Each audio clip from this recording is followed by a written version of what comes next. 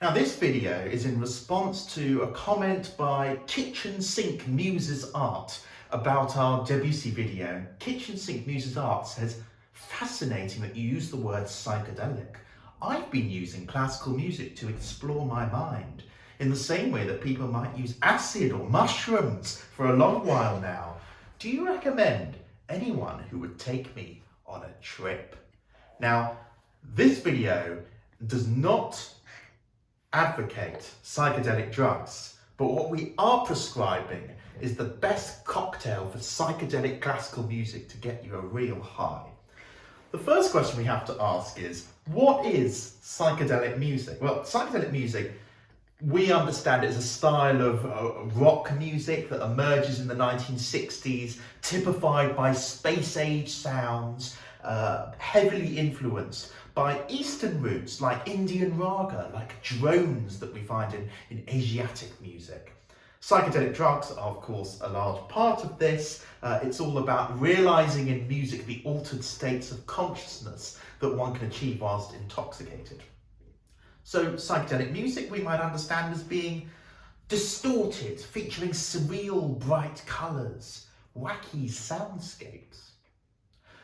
But psychedelia is nothing new, at least in its substance.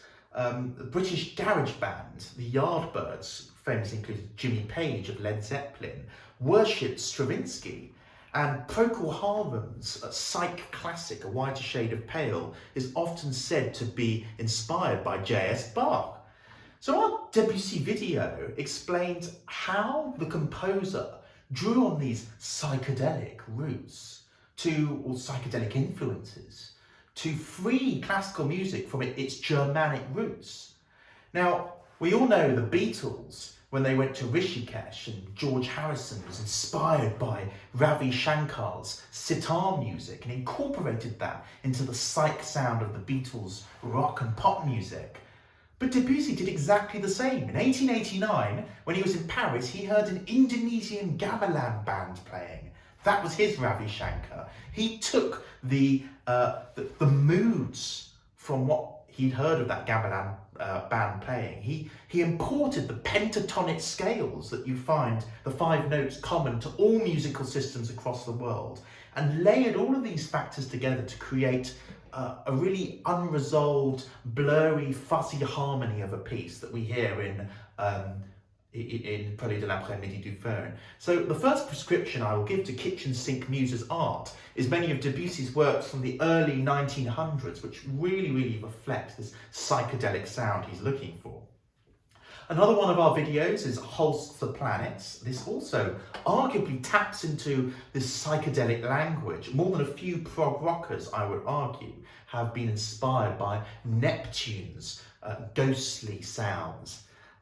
We're going to talk about Berlioz's Symphonie Fantastique in a later video. It's our upcoming video. So I'm going to leave the content of that, but it will become obvious when that's released that was very much a psychedelic feel piece.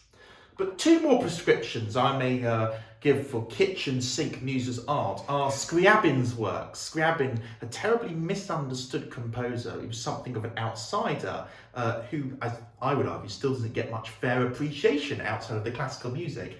And if he really wants to go all hippy-dippy, I recommend that Kitchen Sink Muses sits in a nice room full of rugged, textured carpets and beanbags, and he spaces out to some hypnotic drone music, like Terry Riley's In C, or Steve Reich's drumming music, some of the great minimalist masters perhaps, like Philip Glass, I'd say. Those are our prescriptions to Kitchen Sink Muses Art, and I would recommend that for anyone who wants a healthier way to reach their favoured high.